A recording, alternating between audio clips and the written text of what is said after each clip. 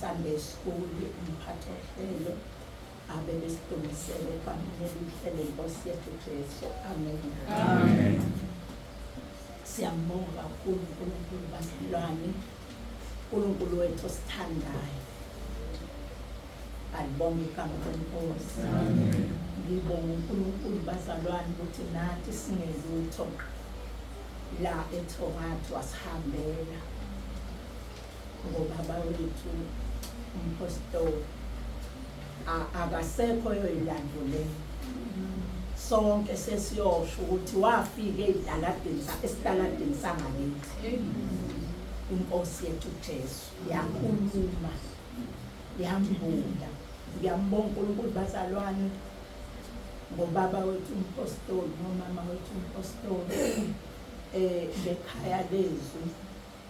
Kube kuthi bazalwane mangilalela ubaba efundisa noma ngihleli ngedwa nje la endlini, mangihleli ngedwa ngize ngiphimise ngomlomo, ubaba besefunda amazwi avulele izwi ukuthi Nkosi leli izwi lifike njengoba kuthiwa iBhayibheli kade lapha.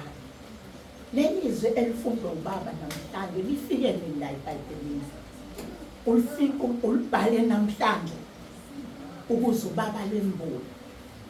Kade sasiwezwa amazwi bazalwane beshumayela befundisa abantu, kodwa athi ma uNkulunkulu ambula ngobaba, Inkosi yethu Jesu yembula ngobaba, kube ngathi izwi nje elingakaze libe bikho eBhayibhelini, uvele walifaka nje ngesikhathi ngokuba besezishumayela.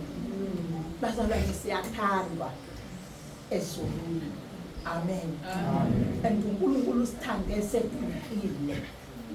Ubathi mayiselifunda babaze olifunda ngisho esilungwini kwelesilungu.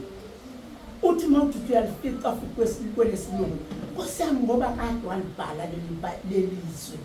Namhlanje ungathi liyafika. sike salandela ama-channels amaningi amaKristu kuma-television beshumayela abamhlophe nabathile kodwa leli zwi leli angikaze ngize ngilizwe yaqala ukulizwa alibonge igama lenkosi kungenxa yani bazalwane yokuthandwa usithanda uNkulunkulu sidukile thina alibonge igama lenkosi amen wasithanda uNkulunkulu sihlwathiza kodwa lalokhu limile izwi lakhe lokuthi wena ngidinga usekhaya lethu uzwe izindaba zami ngidinga wena use-university ebizwa ukuthi khaya lethu amen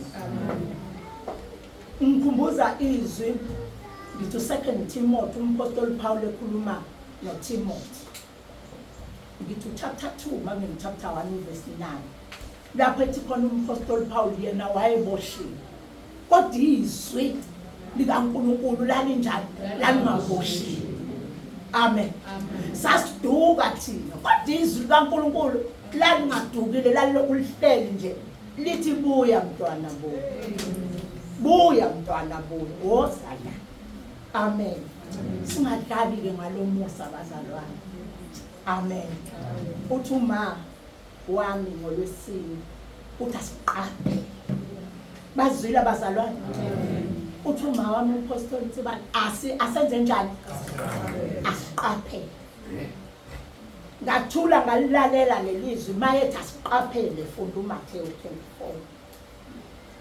kwathi enhliziyweni yami angithi mzalwane qaphela noma ngabe izimo seyiqhamuka uqaphele ngisho ukukhuluma kwakho amen uwayeke lamazwi ukuthi ayi useyangixolela-ke bandlu baba umpostoli Nsibane isimo siyangiphoqa ayi ukhulumile impela yena ubaba umpostoli Nsibane kodwa manje isimo siyangiphoqa uphoqwa isimo ukuphambuka ezwini kaNkulunkulu uthi wena uthi useyokuxolela uthini uNkulunkulu sise Gauteng uthi imvelo iyaloba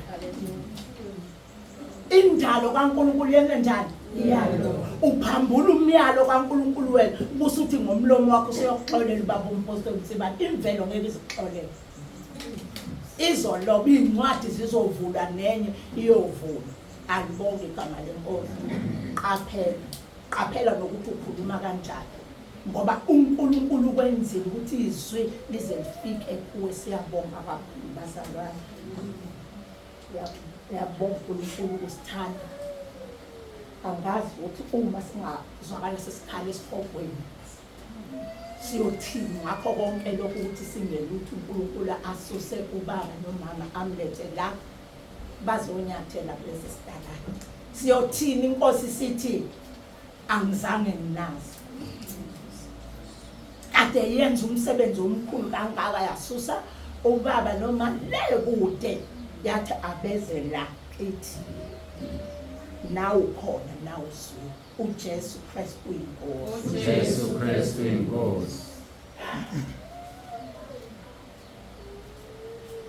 ngicela uNkulunkulu bazalwane ukuthi nawe nawasize ungalimoshi leli thuba abona leli thuba uNkulunkulu alenzile umlilo baba la uyashisa kodwa uNkulunkulu uthi akakhulume nami la ungalimoshi hamba uyohlala phansi nawe uzibuke ukuthi uhamba kanjani ukhuluma kanjani cabanga kanjani uqaphele ukwenza kwakho ngizocela ukuthi bazalwane sihlale kanje ukhona bazosilungisela khona okudliwayo nokuphuzwayo uNkulunkulu asibusise ngakho egameni lenkosi yethu uJesu nokuphuthuma kanjani ngiyacela ngisihlale silinde ngoba uvele uNkulunkulu akukho thina sikwazi ukwenza uNkulunkulu siphile wayesethi asiyohlulelana nabangcwele bonke abazofika egameni lenkosi yethu uJesu amen ngizocela ukuba siqoqe sibonge okudliwayo.